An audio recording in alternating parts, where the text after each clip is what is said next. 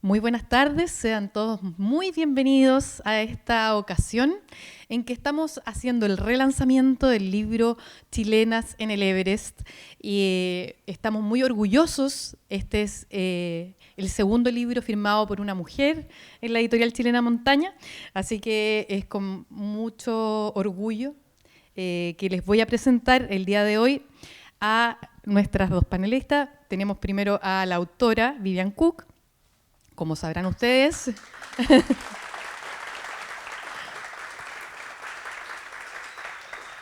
en este libro no solo relatan la excursión que en el 2001 llevó por primera vez a mujeres chilenas a la cima del Everest, sino que también este libro tiene muchas de las fotos que fueron tomadas por la misma Vivian. Ella es empresaria turística, guía de montaña, tiene una tremenda carrera, además de veterinaria, políglota, bueno, muchísimas cosas. Y va a estar conversando con Carolina Fernández, que es periodista. Ella también es la creadora del podcast Montañas para Todos, así que yo creo que hartos han escuchado su voz antes. Un aplauso para ella también.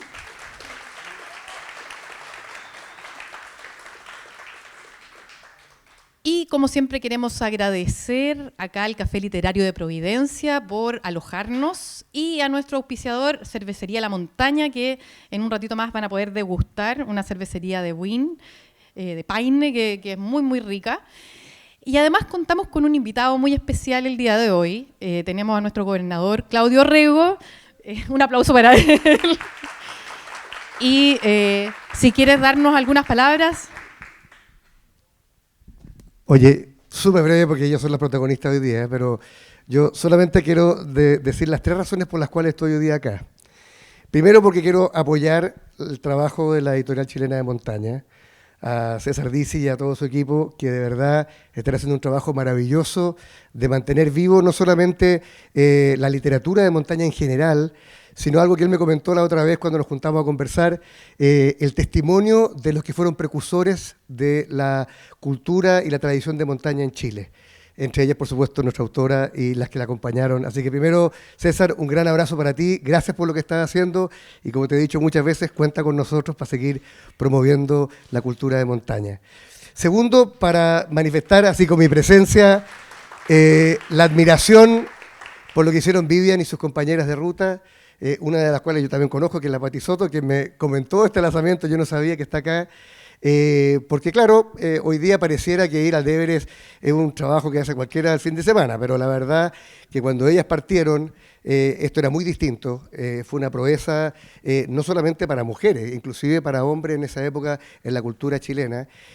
Así que mi admiración, yo creo que abrir ruta es siempre difícil en la montaña y en la vida. Y siento que estas mujeres, encabezadas por Vivian, y creo que este testimonio de este libro, de alguna manera nos permite a los que somos más bien montañistas iniciados recientemente, entender que somos herederos de una tradición y que tenemos que honrar también a quienes abrieron ruta primero.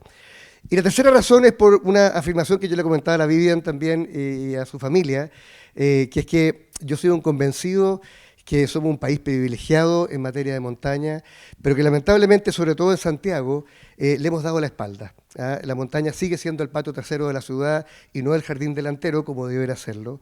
Y creo que tenemos mucho por hacer, mucho. Estábamos hablando con la Vivian del refugio que hicimos en el camino al Tupungato, como lo que estamos haciendo hoy día en el Cajón del Maipo, lo que queremos hacer también en todos los otros cerros.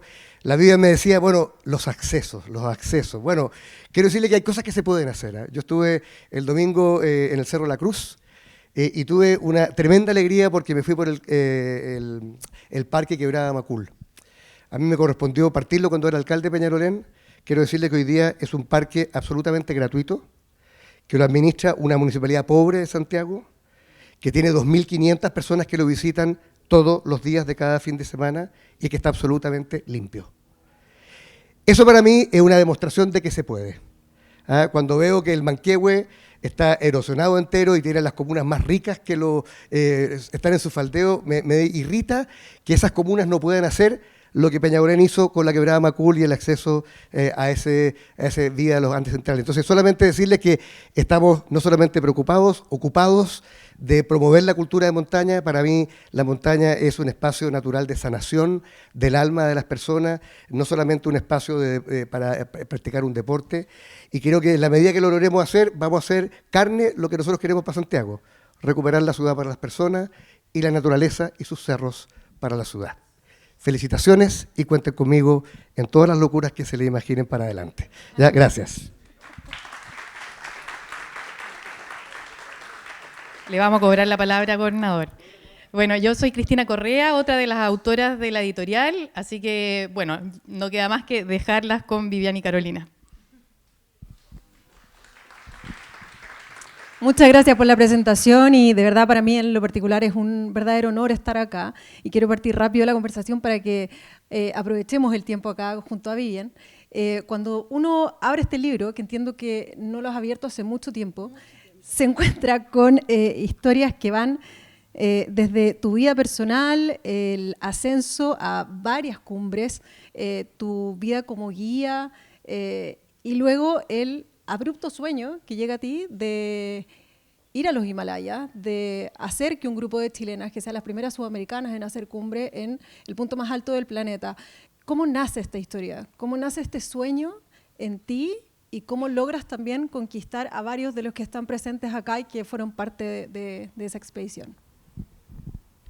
Bueno, yo sé que el tiempo apremia, pero uno no puede dejar de agradecer la oportunidad enorme que nos ha dado César para la reedición, digo, de este libro, en realidad de los libros, porque esta es una iniciativa súper, súper bonita y como primera cosa lo quiero agradecer. Como segunda cosa, visto que somos poquitos y querría que las personas que participaron en esta expedición y que están presentes se levanten. Se levanten porque todos los queremos ver. Levántense, por favor, todos los expedicionarios. Estamos casi todos. Estamos casi todos. Mira, habemos 5 de 7. Falta la Cristina, que me dicen que está en Coyhaique, y el Filip, que me dijo ayer que está en Puerto Montt, y por eso, bueno, ellos no están presentes. Así es que este libro no es un libro que haya escrito yo. Este libro se escribió, claro, yo escribí las palabras, ¿no? Yo lo puse en el papel, pero es una historia que se escribió entre los presentes y algunos entre los expedicionarios y algunos no expedicionarios también, porque tú te imaginarás. Mira, es muy simple. Nosotros somos todos profesionales de la montaña. En esos años todos guiábamos prácticamente, todos guiábamos. Y en ese contexto nos empezamos a dar cuenta que éramos potentes, que hombres y mujeres éramos potentes, que lográbamos hacer trabajos que ahora nadie los hace, la verdad, porque nosotros íbamos a una expedición a cargo de 4 o 5 personas para subir un cerro muy grande como la Aconcagua o como los Ojos del Salado, y nosotros éramos uno y llevábamos todas estas personas y teníamos la responsabilidad de manejar, de darles de comer, de llevarlos a la cumbre, de rescatarlos cuando se sentían mal, de confortarlos cuando se sentían débiles, en fin, ¿qué más te puedo decir? O sea, éramos como todo en uno. Ahora no, ahora una expedición así tiene cocinero, chofer, tiene asistente de guía, tiene guía. Bueno, claro, eran otros tiempos, ¿Y qué pasa? ¿Qué hacía eso? Que nosotros la verdad es que sí estábamos fuertes. Yo nunca he sido así como wow, súper potente físicamente, pero era un pequeño tractor. Era un pequeño tractor. Y eso nos llevó a mí me ocurrió un día que tenía una clienta en el altiplano, que ella era gordita, y andábamos caminando en un sector súper fácil, y ella lamentablemente se tropezó y se cayó. Y se hizo un tajito en la rodilla. Y bueno, yo la atendí, ella quedó muy agradecida, se fue para su país, era francesa, y cuando llegó a su casa me mandó un libro de regalo, un libro de lujo, del Himalaya. Y ahí yo vi por primera vez una foto del Choyu y se lo mostré a mi hermano Cristian. Y ahí como que el Cristian me empezó a decir, sí, pues, ¿cómo nos vamos a ir? ¿Cómo nos vamos a ir si nosotros somos potentes? Vamos. Y ahí empezamos, pues. Y después dijimos, bueno, ya, pero también fíjate que hay mujeres, pues. No somos solo nosotros, Cristian, Pancho y Vivian. Hay chicas, pues. Hay chicas invitadas. Hagamos una expedición de mujeres. Y así nació. Así nació.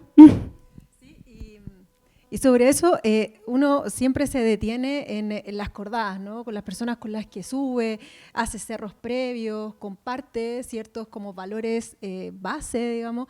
¿Cómo fue esa estructura de estas 7 personas?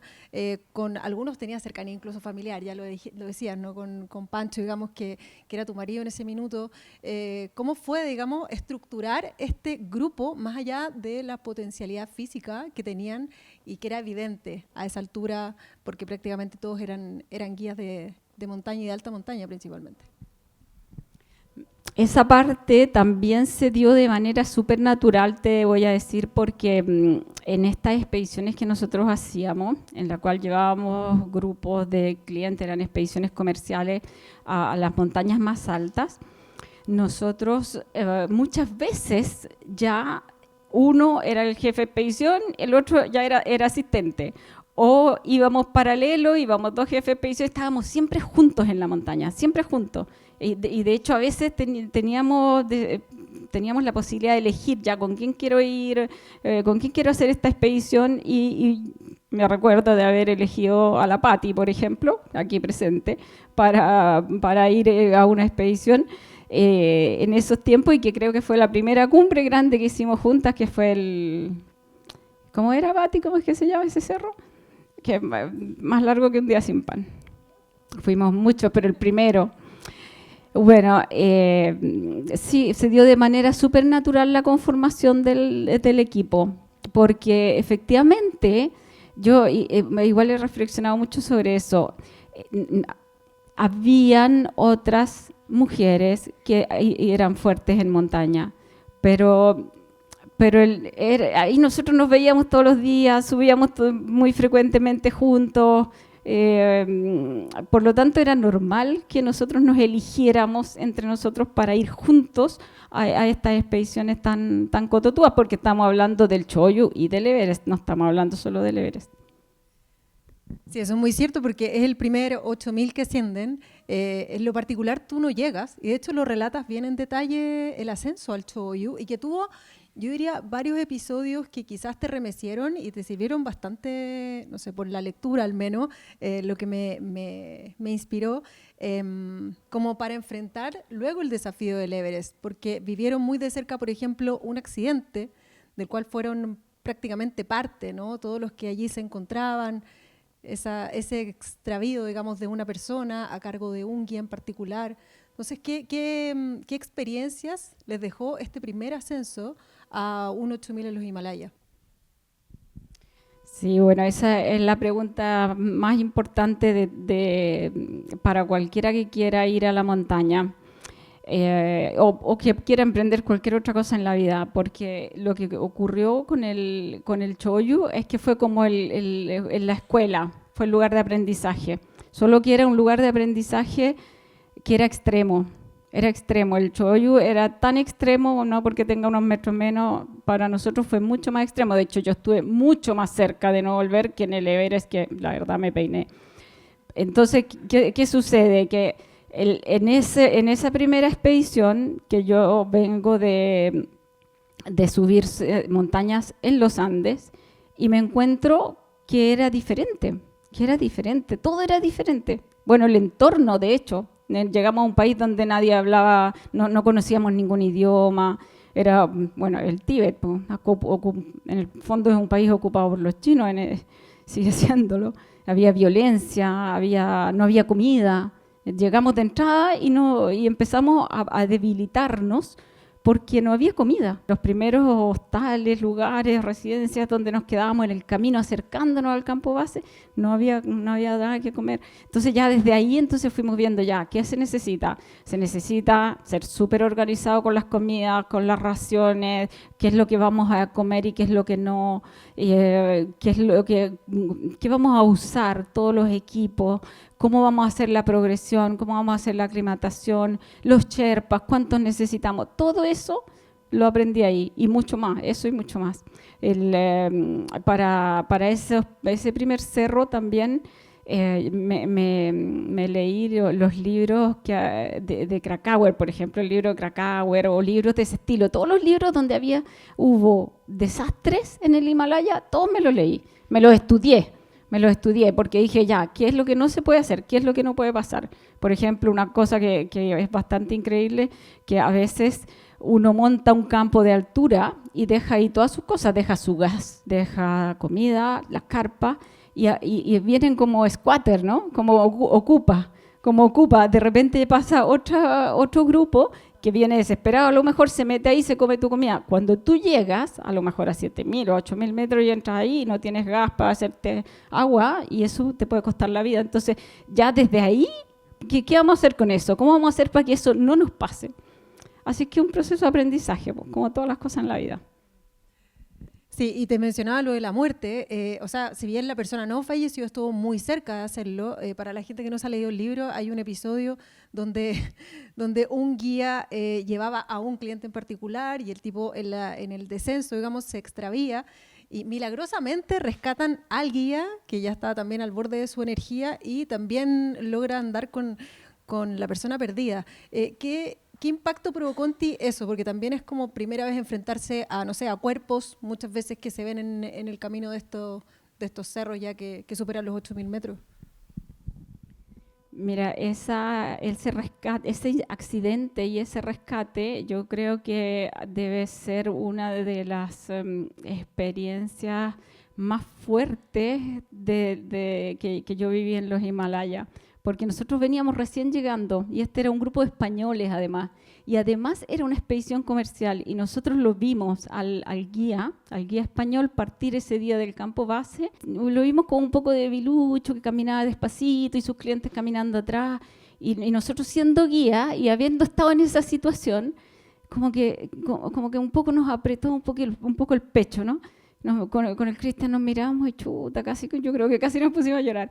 Y ellos se fueron, pasaron varios días y después supimos un día en la noche, muy tarde, supimos que este hombre estaba perdido, que estaba pidiendo ayuda por radio y bueno, se armó como todo un tema en el cual nosotros intervinimos en primera persona porque nosotros no estábamos suficientemente ni fuertes ni aclimatados para hacer un rescate, pero había un Sherpa nuestro que era seco, era una bala y ese Sherpa lo rescató y tuvimos todo el tiempo en contacto. En fin, es una cosa para leer en el libro, pero esa experiencia así súper fuerte efectivamente te hace tomar conciencia, si es que no la tenías todavía bastante arraigada en tu mente, de que bueno, estás siempre ahí, por algo eso, estás como en el límite, ¿no? Siempre hay como una línea en que el punto de no retorno, digamos. Sí, y esa experiencia también trajo consigo esta no cumbre, digamos, que muchas veces como siempre en realidad es el gran objetivo de cualquier montañista que va a cualquier cerro, digamos, alcanzar el punto más alto. Lo logra una mujer de esa expedición que es Cristina Prieto y es la primera chilena, de hecho, que alcanza la cumbre de un 8.000. Ahí ya con eso te sentiste satisfecha con ese logro que ya marcaba la historia, aún no habiendo hecho cumbre. Mira, las sensaciones de bajar desde muy cerca a la cumbre fue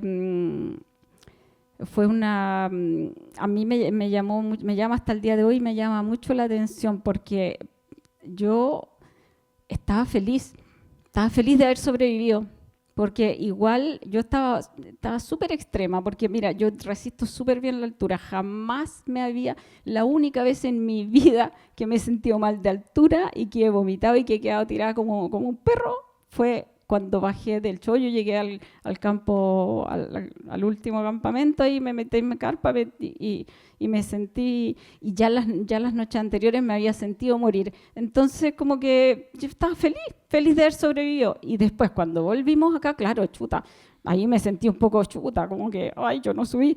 Pero la verdad es que es como si era como que se montó una plataforma para ver lo que venía el próximo cerro. Fue como el trampolín para dar el salto. Y esa primera expedición, también lo marcas en el libro, el tema del financiamiento, que es grosero, digamos, si en la actualidad se paga una enormidad por ir a los Himalayas, en ese entonces también había que desembolsar mucha plata, los viajes, la comida, la planificación completa. ¿Cómo trabajaron ese tema? Primero en el Choyu y digamos que le sirvió también de piso para lo que fue después el ascenso al Everest. Bueno, mira, nosotros tuvimos la fortuna en esos años de encontrar suficiente apoyo económico y tener... Mira, no, en este minuto para el Choyu no me acuerdo si teníamos 3 sponsors. Bueno, estuvo la Digeder, que es muy importante, obviamente, fue uno, no, puso al menos el 35% de los recursos. Pero después para el Everest también tuvimos mucho apoyo. Muchas empresas se sumaron y la verdad es que pudimos contar con todo lo que la plata puede comprar en términos de, que ya es mucho, porque muchos montañistas van al cerro sin nada. Pero también tiene su contraparte, que yo considero que nosotros lo manejamos bien y que es la presión. Es la presión porque cuando tú tienes sponsor, las chiquillas tienen que llegar a la cumbre y eso es un peligro. Eso es un peligro. Entonces, ¿cómo se maneja eso? Bueno, para mí, siendo montañista de toda la vida y además siendo guía, es decir, teniendo personas a cargo en la montaña, para mí la seguridad es siempre lo más importante. Siempre lo más importante. O sea, que vuelvan todos, yo no me puedo imaginar qué es lo que puede sentirse, qué es lo que puede significar que uno no vuelva. Entonces, esa es la... Cuando hay sponsor de por medio, el riesgo es magnificado y hay que tener mucha lucidez para manejarlo. Sí, ahí me imagino que tocamos una línea delgada y que muchos acá quizás se puedan sentir aludidos a propósito de que el montañismo hoy en día también muchas personas lo ejecutan de esa manera, digamos, siendo financiados. Pero en algún punto ustedes le manifestaron, por ejemplo, a esos auspiciadores que primeramente era la seguridad, segundo la seguridad, tercero la seguridad y cuarto la cumbre en caso de ser necesario, ¿o había otro tipo de conversación ahí? Yo tengo recuerdos de haber siempre dejado súper en claro el tema de la seguridad porque siempre tenía una fijación con ese tema. Fijación que aprendí del Pancho, uno de los expedicionarios.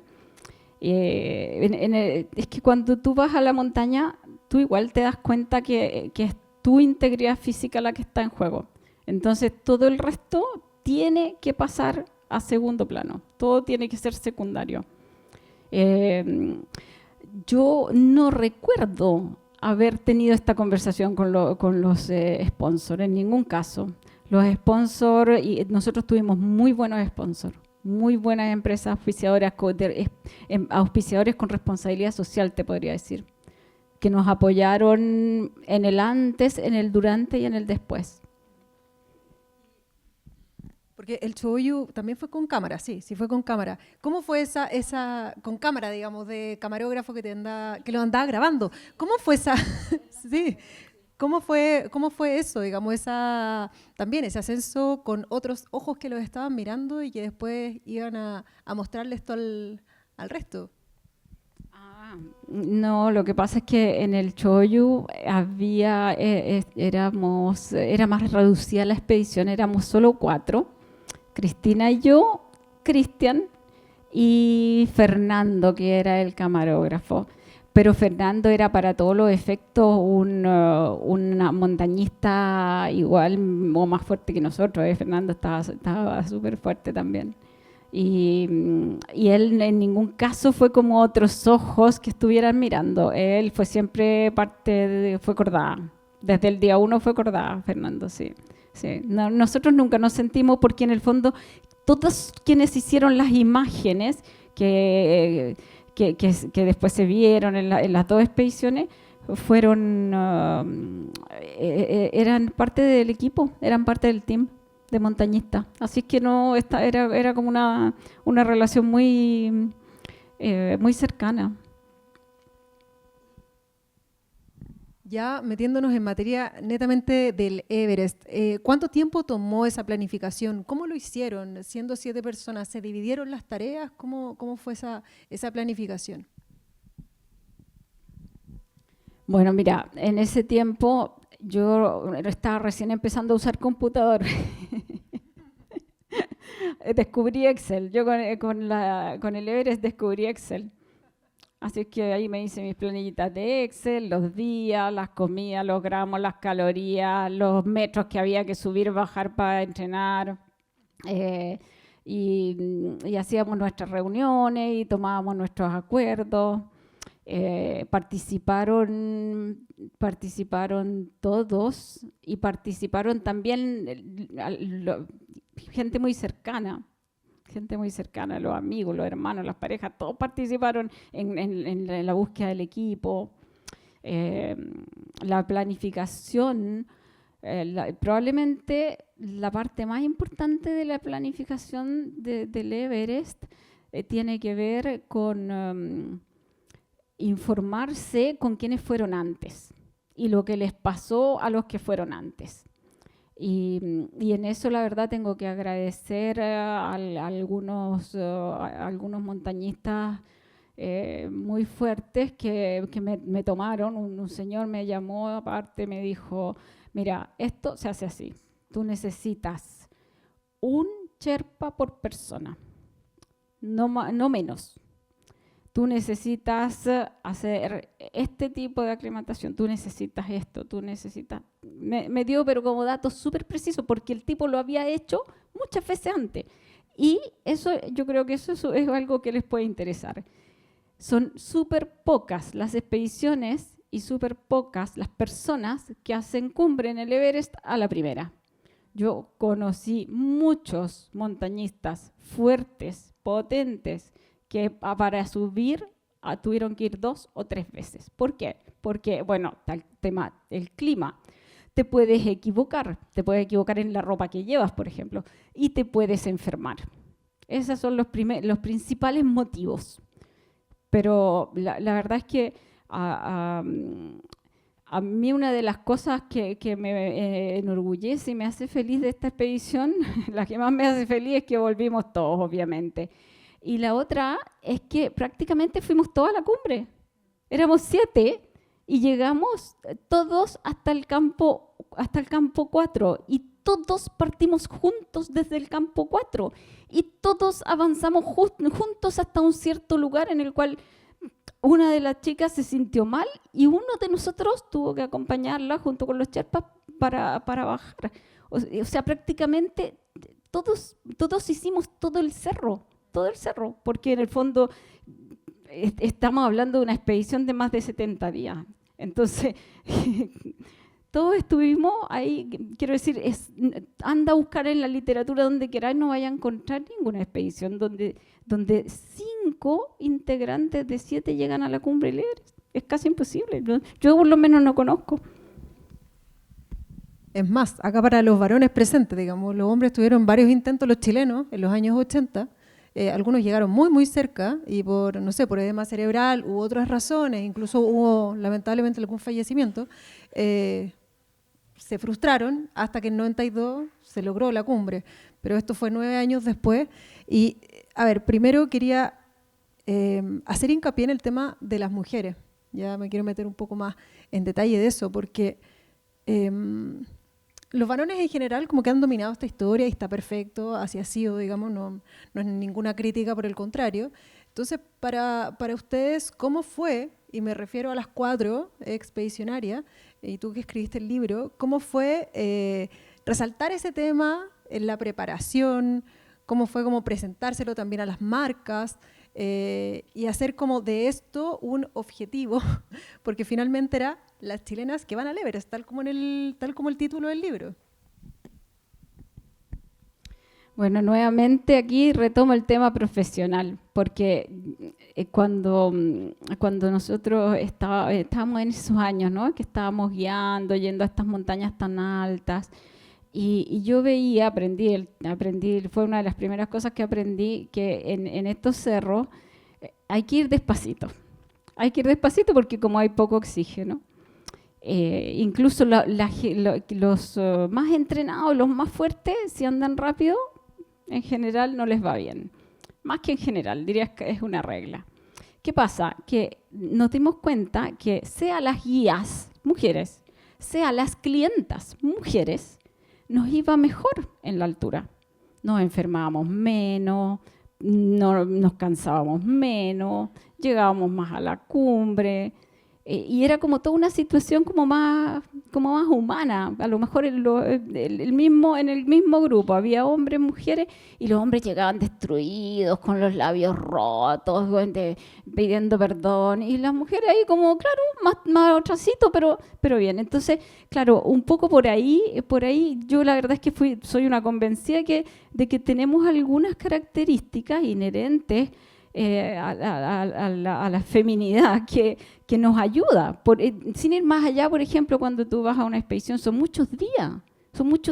La Concagua íbamos nosotros mínimo 18 días. Y claro, las minas nos poníamos cremita, los labios, nos cuidábamos, hasta nos duchábamos, encontrábamos la manera de lavarnos. Entonces, como que hay una aproximación diferente. Y eso fue lo que yo trataba de decirle a los auspiciadores, obviamente. Después, cuando se habla de auspiciadores, el tema es otro, pues es un tema netamente comercial. La mujer igual, la verdad es que la mujer vende, o sí, eso es así. Tanto fue así que, como te decía, hubo dinero para estas expediciones, hubo dinero. Sí.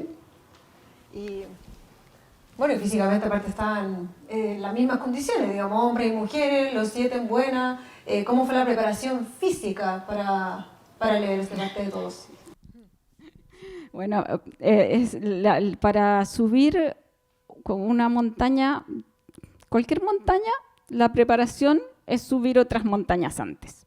O sea, tú aquí empiezas y vas, no sé, por el Manquehue, vas a la provincia, vas al Plomo, vas a la Concagua, vas al Ojo, y así, pues. Y nuestro país y nuestra cordillera de los Andes es el mejor lugar del mundo para prepararse para ir a Himalaya. No hay otro mejor. De hecho, mucha gente viene a prepararse, incluso ahora que ha estado cada vez más en boga de hacer las cosas rápido, ¿no? Entonces, yo subí el Everest en un tiempo récord, no sé, en 3 días, no sé qué. Bueno, pero algún lugar se aclimataron, mucha gente viene a aclimatarse acá.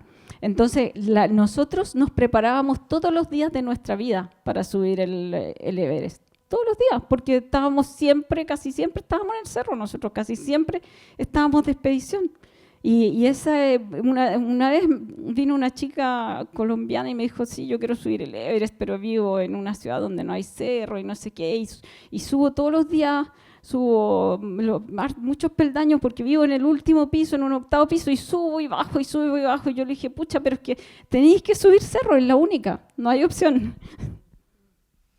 Sí, es verdad. Bueno, por lo menos hizo cardio. le sirvió al menos. Oye, respecto a la historia ya que nos estaba relatando del cerro mismo, claro, hubo solamente una que no pudo llegar a la cumbre, que tuvo que descender. También eso requirió un acuerdo previo, entiendo, ¿no? En el fondo decir, ya, ¿qué pasa si es que hay alguien de nosotros 7 que no puede alcanzar la cumbre? ¿Va a descender alguien con esa persona? ¿Lo vamos a enviar solamente con un Sherpa? ¿Cómo fueron fue tomar, digamos, esas decisiones que son súper delicadas, que a nivel de mar son difíciles de alcanzar y que a nivel, me imagino que a 8.000 metros deben ser difíciles de, no sé, de cerrar. Aquí esta pregunta tiene dos patitas. Una es lo que sucede antes y otro es lo que sucede cuando estás en el lugar. Cuando nosotros planificamos esta expedición, yo traté justamente de planificar al mínimo detalle. Y en mi mente y en nuestras reuniones se mencionó que el grupo se iba a mover siempre en bloque, siempre el equipo junto, que no nos íbamos a separar. Después, eso se cumplió mucho, pero no se cumplió en un 100%, porque pasan muchas cosas. A veces uno se enferma y tiene que quedarse en un campamento, mientras los otros siguen entrenando, siguen subiendo, aclimatándose, en fin. Y claro, el hecho de que si alguien necesitaba ser rescatado, la verdad es que todos, pero particularmente los hombres, estuvieron siempre ahí para apoyarnos en diferentes circunstancias. Y bueno, y al final el día cumbre es un día que para contarlo sería muy largo, pero ustedes imagínense que uno llega a 8.000 metros después de mucho tiempo en la montaña, llega a estos 8.000 metros y se demora un montón de tiempo en llegar ahí, tiene unas pocas horas para preparar algo de agua, preparar algo de comida, descansar un poquito y a las 12 de la noche estar listo para partir. Y así fue, no todos nos pusimos ahí en filita y partimos, empezamos a darle para arriba. Y creo que solo una cordada había partido antes que nosotros, éramos entre los primeros. Y llega un momento en que, aunque queramos estar todos súper juntos, no estamos súper juntos. Y en algún momento alguno se quedó un poquito más atrás y en algún momento alguien se sintió mal y en algún momento otro de nosotros, independiente que fuera un hombre o una mujer, en este caso le tocó al Pancho, porque el Pancho estaba justo cerca de la Andrea, que es la que se sintió mal. Pero eso, en la montaña, eso se da de manera natural. Tú cuando tienes a alguien que está cerca tuyo y que necesita ayuda, no ayudar sería, más allá de que hasta que nosotros hubiéramos podido tener un contrato firmado de que tenían que ayudar, más allá de eso, siempre el ser humano va a salvar al otro, no hay nada que hacer. Bueno, uno puede decir, hay gente que a lo mejor se da vuelta y sigue, pero en nuestro equipo estaba pensado, estaba en las células eso, estaba en las células que quien necesitara ayuda iba a ser ayudado y quien pudiera prestar esa ayuda la iba a prestar. Y fue así. En el minuto que se tomó la decisión, ni siquiera en esa decisión no participamos todos. Los que estábamos bien íbamos un poquito más adelante, no había manera de comunicarnos. Era de noche. Se veían puros puntitos de luz y estabas envuelto en un traje, estabas como en otra dimensión, estabas desconectado, muy desconectado de la realidad. Máscara, tubo de oxígeno, estos trajes enormes, a lo mejor ni siquiera podías girarte tanto, no sabías exactamente lo que estaba pasando detrás tuyo. Así que el tema del rescate, por decirlo, aparte que efectivamente uno habría podido decir, es verdad, habían varios Sherpas con nosotros, efectivamente, al menos uno de esos Sherpas bajó con el Pancho y con Andrea, pero para ella el riesgo vital habría sido mucho más alto si no hubiera habido una persona de su equipo y no hubiera habido sobre todo una persona que hablaba su idioma. Porque ella no solo necesitó ser rescatada hasta el campamento 4, sino que inmediatamente necesitó seguir bajando. Así que esa fue la movida clave de la expedición, porque si eso no hubiera ocurrido, yo creo que yo no habría escrito el libro, estaría todavía llorando. Y más allá de ese momento, ¿cuál calificarías como de los episodios más difíciles durante la expedición? Que, por cierto, duró más de 2 meses, así que es mucho tiempo que estuvieron allí. Mira, yo te diría que para nosotros todo anduvo súper bien, hasta que llegó el momento de ya movernos definitivamente a atacar la cumbre. En ese minuto, nosotros suponte hoy día dijimos ya, ahora nos vamos al campamento base avanzado, que está a 6.400 metros, y ahí esperamos para atacar la cumbre. Y nos jugó una mala pasada, diría yo, el hecho que ya empezábamos a tener internet en las montañas. Nosotros no estábamos acostumbrados a eso. No estábamos acostumbrados, nosotros íbamos a los cerros y según lo que nos decía el olfato, decíamos ya vamos a esperar el buen tiempo, vamos a bajar o vamos a hacer esto, vamos a hacer lo otro. ¿Qué pasó? Que empezamos a recibir ese mismo día que se tomó la decisión que mañana se subía, empezamos a recibir como mensajes contradictorios de otras expediciones, porque habían varias otras expediciones, que no recibimos que viene mal tiempo, recibimos que se va a arreglar tan, y bueno, ahí las chiquillas decidieron no subir al campo base avanzado porque dijeron viene mal tiempo y se les respetó su decisión. Y ese fue un momento difícil porque el equipo se separó, que no era lo que queríamos. Después casi te diría que se constató que ellas tenían razón, porque los que sí decidimos ir, estuvimos como 10 días, 6.400 metros esperando buen tiempo. Y había mal tiempo, pero tú no sabes cuándo se va a abrir la ventana. Entonces, bueno, fueron dos maneras de interpretar la información que teníamos, pero y fue un momento difícil, porque claro, estando separados, no, los que estábamos arriba estábamos ansiosos y los que estaban abajo también, pues más ansiosos porque estaban más lejos del cerro, más lejos de la cumbre. Y claro, esto se superó finalmente porque vino un buen día, un día de buen tiempo que les permitió unirse a nosotros y de ahí al día siguiente ya atacamos la cumbre y en 2 días estábamos arriba. Eso fue lo más difícil de esta expedición, definitivamente. La tecnología, sin internet, esto no habría sucedido. La culpa de la tecnología. Y el momento en el que tú en lo particular dices, esta expedición va a ser exitosa, vamos a alcanzar la cumbre. ¿Hay algún momento de certeza durante todo este tiempo en el Everest? Mira, desde el inicio, desde los inicios, yo fui siempre súper escéptica, por lo mismo que te decía que conocía tanta gente, tantas expediciones que habían tenido que probar 2, 3 veces o más. Yo decía, pucha, nosotros tenemos mucha experiencia en los Andes, pero no es igual que Himalaya. Entonces, la verdad es que yo me daba un 50 y 50, pero me recuerdo perfectamente que un amigo muy querido, en ese tiempo marido de la Pati, me decía, no, ustedes están locas, ustedes van a subir sí o sí, porque ustedes están súper bien preparadas, hemos preparado todo súper bien y más encima van con oxígeno. Ya en ese tiempo obviamente había muchas expediciones que iban sin oxígeno, nosotros íbamos con oxígeno. Ustedes van a subir sí o sí. Bueno, ese sí o sí obviamente, pero tú en ninguna montaña, Carolina, en ninguna, tú tienes seguridad, o sea, ni en el provincia, tú no tienes seguridad de que tú vas a alcanzar la cumbre.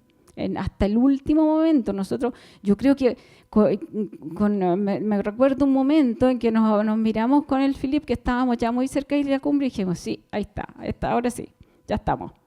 Pero ese fue el único, tú nunca sabes, si los cerros son así, no hay nada que hacer. Y recordar ese momento en el punto más alto del planeta, ¿qué te provoca hoy? Mira, el momento en que uno llega a una cumbre como esa, en que llega a esa cumbre, todos lo asociamos con momentos con una gran emoción, plenitud, sensación de éxito, lo logré.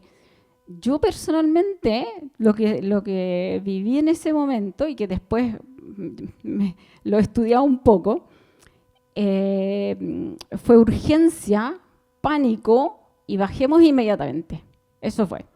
Porque No lo disfruté mucho, no. No creo que... No, porque se veía que estaba entrando un frente. Imagínate, nosotros habíamos escalado toda la noche, desde las 12 de la noche hasta las 8:30 de la mañana.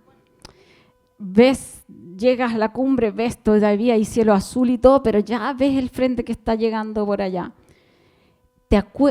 Tienes patente en tu mente todas las dificultades que pasaste para llegar ahí. O sea, estamos hablando que toda la última parte es un filo con una pared que cae para allá y una que cae para acá, y con el famoso Hillary Step, y en fin, innumerables dificultades, y tú sabes que te queda la verdad es que la sensación es que tienes que escapar, y eso es lo que hicimos, ¿sí?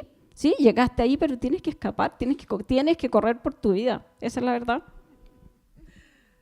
Bueno, se nos acaba el tiempo de la conversación, pero ahora entiendo, Cristina, que vamos a empezar con la ronda de las preguntas. Hola, muchas gracias, siempre se agradecen los relatos.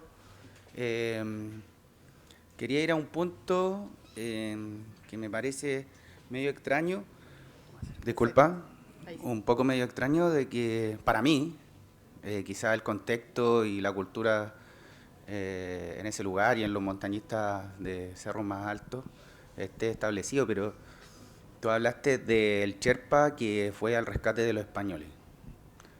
El Sherpa que bajó a una amiga o algo así.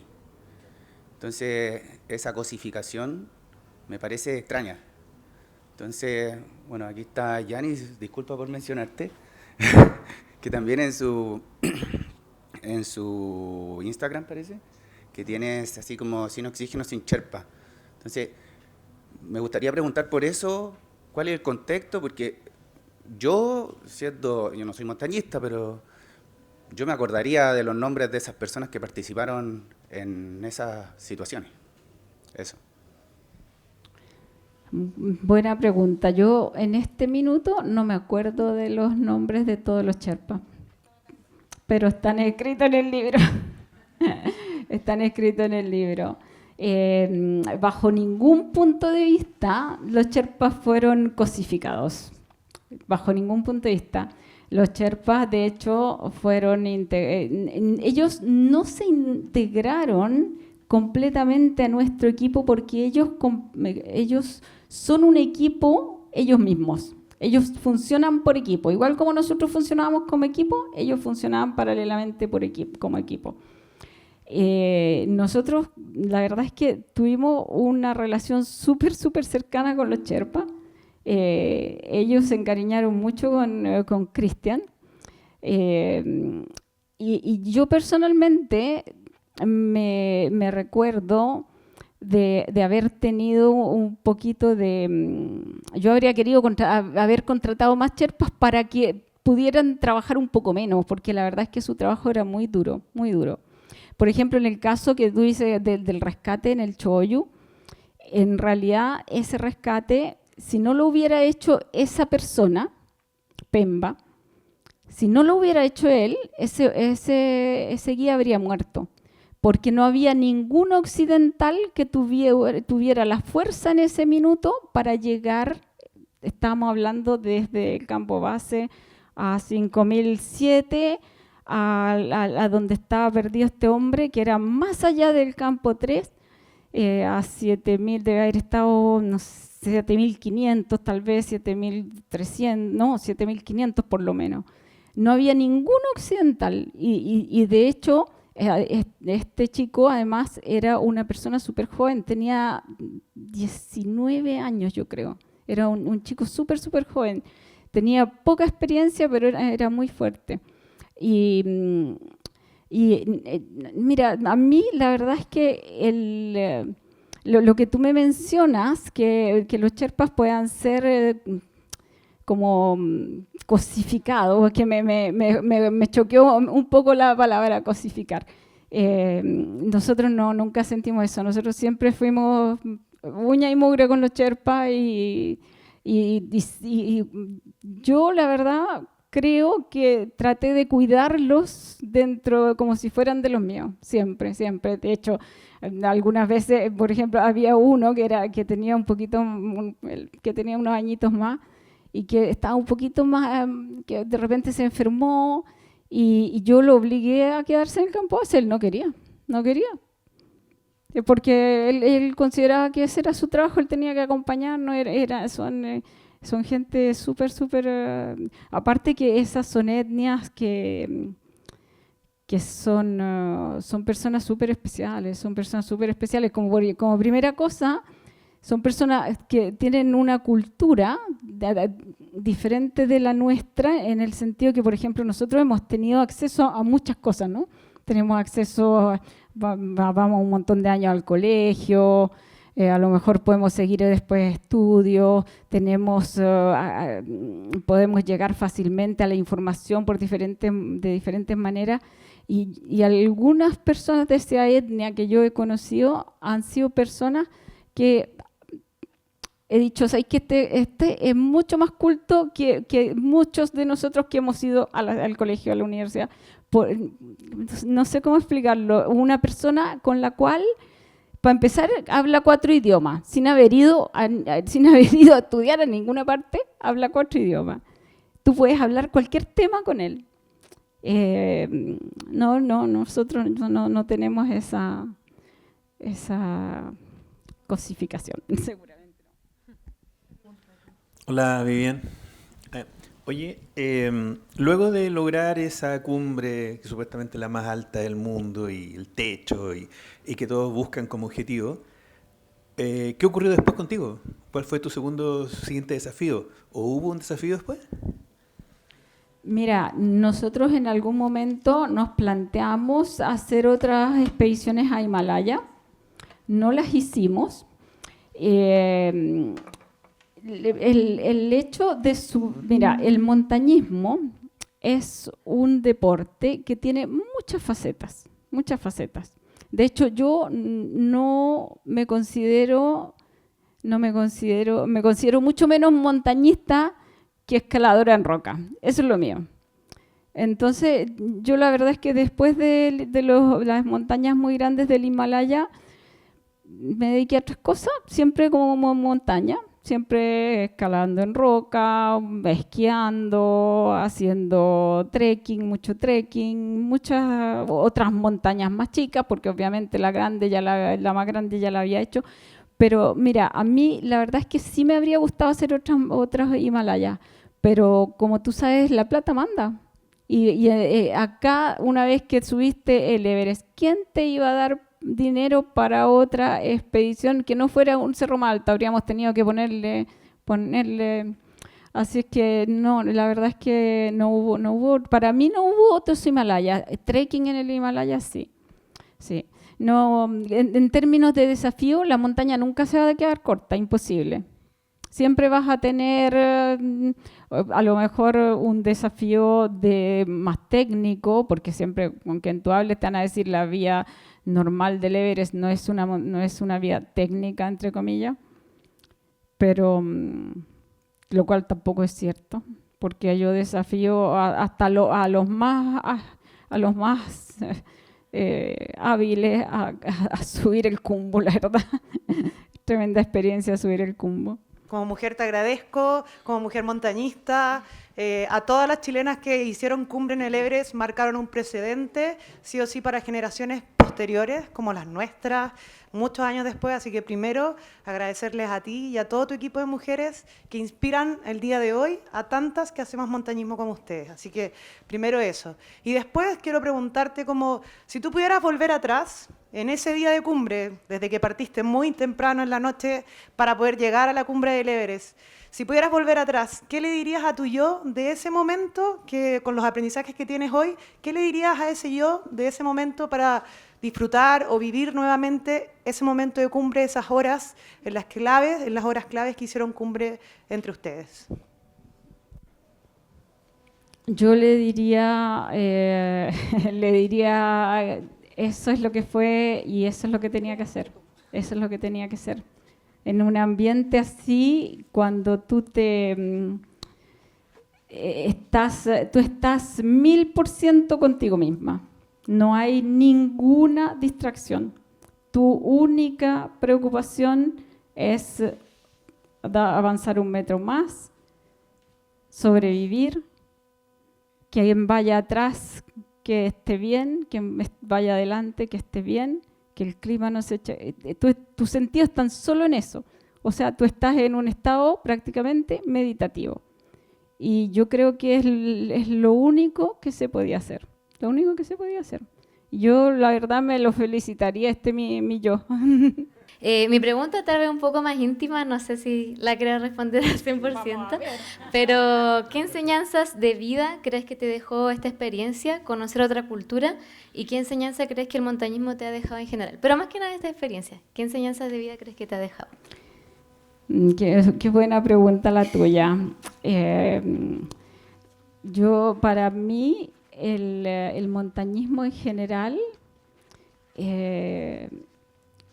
me ha enseñado como primera cosa a estar conmigo misma. Porque vivimos mucho hacia afuera, ¿no? Y sea en las dos cosas que yo he sido más, el que le he dedicado más tiempo, porque a mí me gusta todo, me gusta esquiar, me gusta escalar, me gusta subir cerros, pero lo que más tiempo le he dedicado ha sido los cerros grandes, como de esto que estamos hablando, y la escalada en roca. Y esas dos cosas, de dos maneras diferentes, te llevan al momento presente. En el cerro grande es un paso detrás del otro, la respiración no puede faltar, la respiración no se puede acelerar. Presencia total. En la escalada en roca es concentración total, enfoque total. Enfoque total. Yo soy súper mal educada. Yo si estoy escalando y estoy en un paso difícil y alguien me dice, alguien me habla, ese se lleva un garabato. Es que es concentración total. Mira, ni siquiera se lleva un garabato. Si me puedo desconcentrar, me caigo. Eso, y eso es para todos los ámbitos de la vida, de todos los ámbitos de la vida.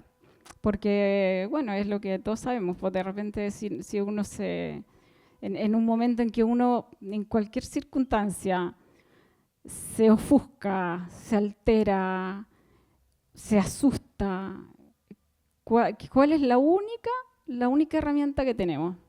Es esa, el enfoque y la respiración, es lo único que tenemos. Entonces eso nos sirve para todo. Esa es la enseñanza más importante de los cerros. De nada. Hola Vivian, ¿cómo estás? Hola. Gracias por la charla, de verdad, bien inspiradora.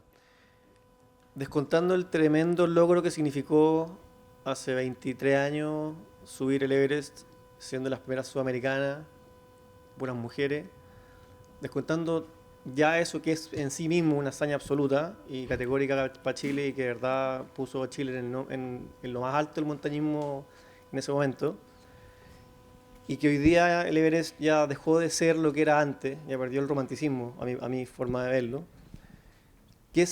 ¿Cuál es el segundo aspecto que a ti más te enorgullece de esta expedición? Que no sea el hecho de haber sido la primera sudamericana o las primeras sudamericanas en haber conquistado la cumbre. ¿Cuál es el segundo aspecto que a ti más te enorgullece hasta el día de hoy y del cual tú te levantas hoy día, recuerdas eso y dices, esto es lo que a mí me marca absolutamente en lo que hicimos? Gracias. Yo creo que es lo que tú me estás preguntando, yo ya lo mencioné. Creo que lo que más me enorgullece es que como equipo hayamos llegado a la cumbre. Que en número, un porcentaje altísimo haya llegado a la cumbre. Y que todos hayamos vuelto en salud. Primero, que todos hayamos vuelto, y segundo, que todos hayamos vuelto en perfecta salud. Pero cuando te digo perfecta salud, es perfecta salud, man. Porque uno se imagina de repente la gente baja flaco, demasiado, todo roto. No, nosotros no. Nosotros bajamos enteritas y enteritos. Yo creo que sí. Aló, ahí sí. Aló, Vivian. Yo quiero aprovechar en realidad esta oportunidad para darle las gracias a los varones de la expedición. Porque siempre que yo también tengo la oportunidad de dar una charla o algo, siempre corrijo que es primera expedición femenina por razones de marketing, pero éramos 7. Y de esos 7, 4 mujeres y el resto varones, de los cuales 2 están acá y lamento que Felipe no esté. Pero sin ellos, ¿dónde está? Ay, hola, te había reconocido. Bueno, tu padre, tremendamente importante. Bueno, puedo hablar fuerte, sí, me siento. Ya, ahí sí. Porque sin ellos tampoco no lo habríamos logrado. Ellos estuvieron ahí, siempre los quiero destacar porque normalmente nos mencionan a nosotras 4, pero son un equipo de 7, tal como dijo Vivian, los 7 teníamos la oportunidad. Vivian es la gestora de esta expedición. Toda la vida, tanto Andrea como yo vamos a estar agradecidas de la oportunidad que nos diste. Es verdad, estamos acá todos vivos para contar una historia, y una historia, entre comillas, media fome, porque no tenemos ni un dedo que lamentar, ni una herida, como dijo ella, nada grave que así que llenar libros, ni cuestiones. No, hicimos las cosas bien, porque hubo una planificación y se hicieron las cosas bien.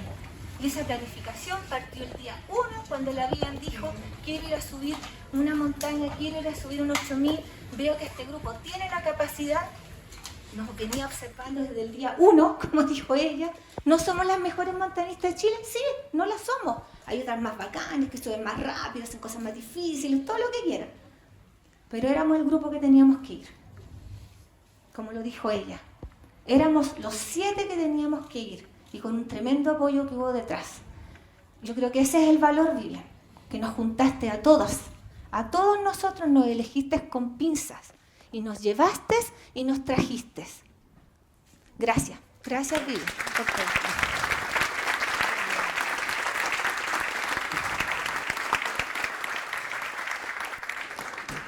Yo me voy a salir de guión, pero tengo que pedirle a todos los expedicionarios que vengan al estrado.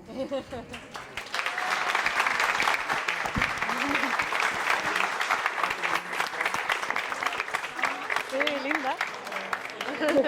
Somos cototas. Somos cototas, mi loca. Lo sé. Somos cototas.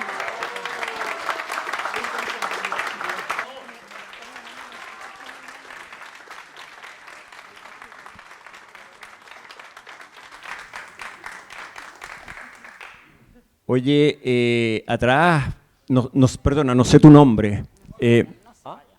Simón, una de las cosas que mencionó, que preguntó, sin Sherpa y sin oxígeno. Y quería tocar un poco ese tema. Hay diferentes miradas, hay diferentes maneras de hacer las cosas, y al final también somos todos un poco esclavos o descendientes de nuestra propia cultura y nuestra educación y nuestras posibilidades.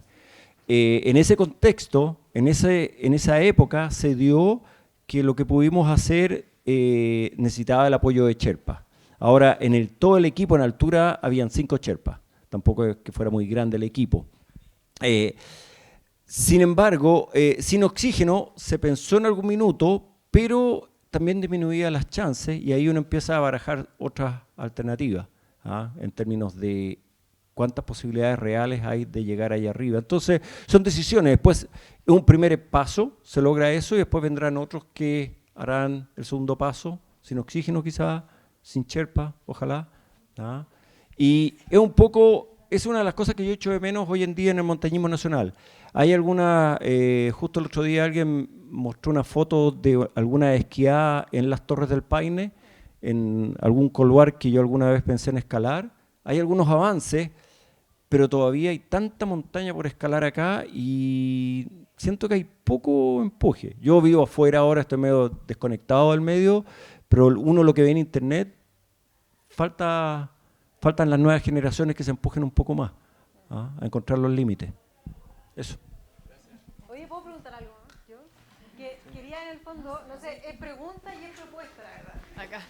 Es pregunta y es propuesta finalmente porque, no sé, esto fue el 2001 y el próximo aniversario va a ser el 2031. Entonces no sé si ustedes, alguno, se animaría a levantar la moción de hacer algo en homenaje, el grupo que ascendió por primera vez, las mujeres sobre todo, que llegaron a la cima del Everest.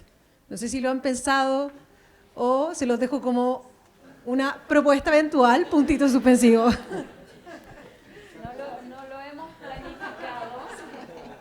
No lo hemos planificado, pero digo con orgullo que todos seguimos súper activos y estamos todos bastante fuertes, te voy a decir, para nuestra edad. Y bueno, para mi edad.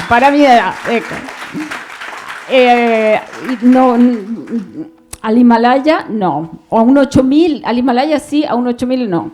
Porque es duro. Es para cuando uno está más jovencito. Eso no quiere decir que es súper admirable los récords que se están haciendo, Carlos. En fin, obviamente es súper admirable. Pero yo me doy cuenta que el costo es gigante. ¿Tú qué piensas? Uy, bueno, además que somos medios dispersos, tal como dijo la Vivian antes, nos gusta hacer un montón de otras cosas. A mí me dio por el pack Rafa ahora, ando haciendo un montón de otras cuestiones. Creo que hay tanto que hacer y tan entretenido, y creo que ahí está la clave, pasarlo bien en lo que uno está haciendo.